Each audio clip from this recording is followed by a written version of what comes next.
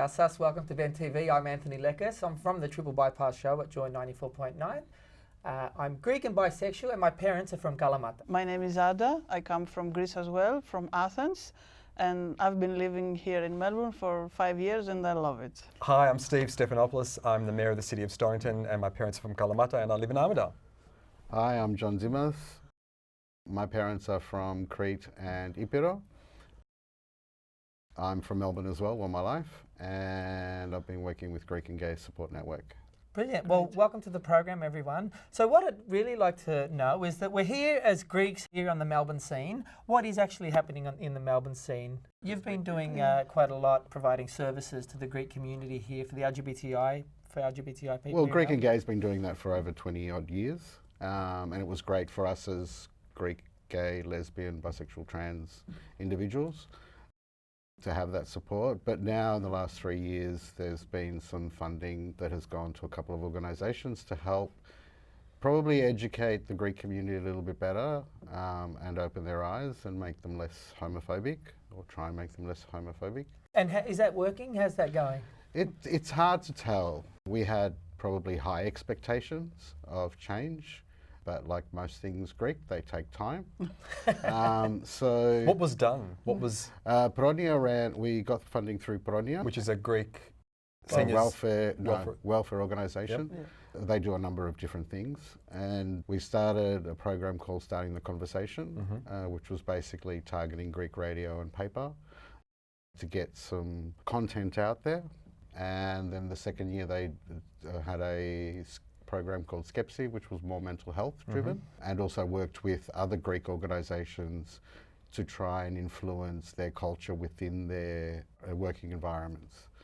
This year there's a program through Social Change Project that the government specifically targeted the Greek and the Chinese communities for. That's still working. We had a workshop last month, I think, from memory.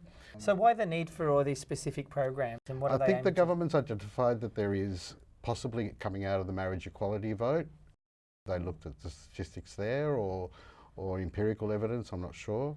But they're seeing that our community, as in the Greek community, which is fairly well established here, is still quite homophobic. And you can see that on social media quite a bit, because the Greek newspaper and the Greek radio have moved on and they are promoting a lot of gay and lesbian content. And then you see the posts from the Greeks living here saying how this is disgusting. Right, and I guess that's not surprising, because my experience of the Greek community here in Melbourne is that they are quite conservative and still fairly traditional in their understandings of family life and relationships. And has that been your experience in sort of noticing the differences between queer life in Athens versus queer life in Melbourne? Yes, for sure. Queer life in Athens exists, but I think it's kind of hidden, not so open. While here there's always something going on, or a project to help people, or some event. And actually it's brilliant, because I think we need to be out there and be heard. It's interesting because in my family, it hasn't been an issue really, and because I make it normal.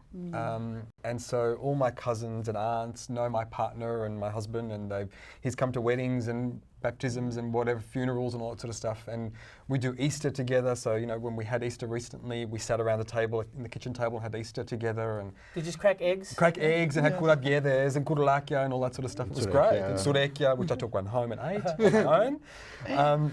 The whole thing I ate, I know, bad.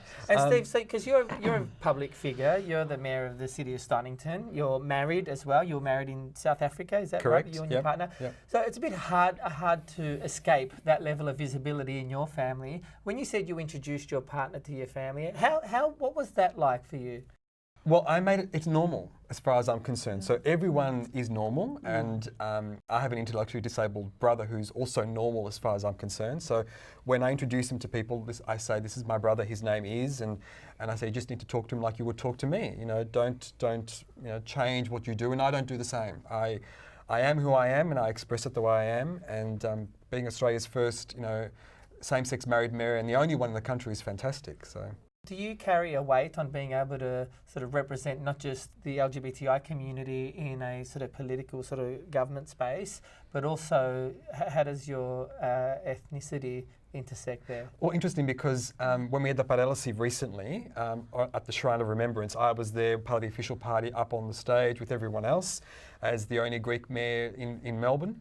And I'm going to other services in the next couple of weeks as well.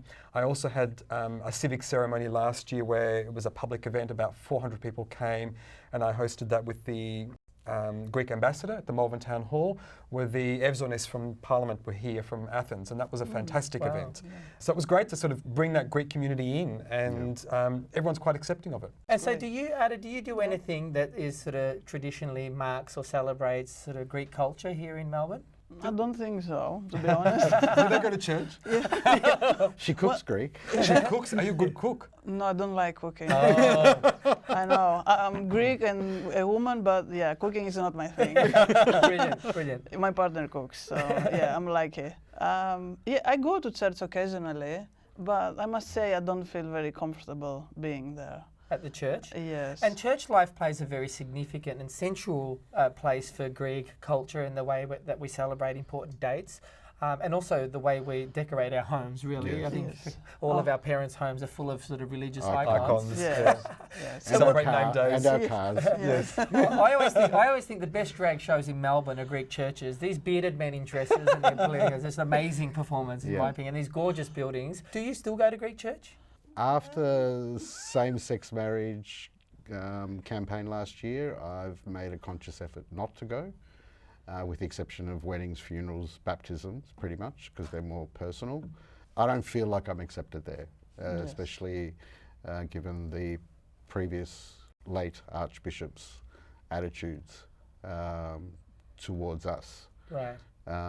So that's me personally. So a bit of work to do in that space for the Greek community. Steve, what about you? Like, do you have any affiliation or work that you do as the mayor with the Greek churches? I don't have necessarily a connection with religion because I think church and state need to be separated.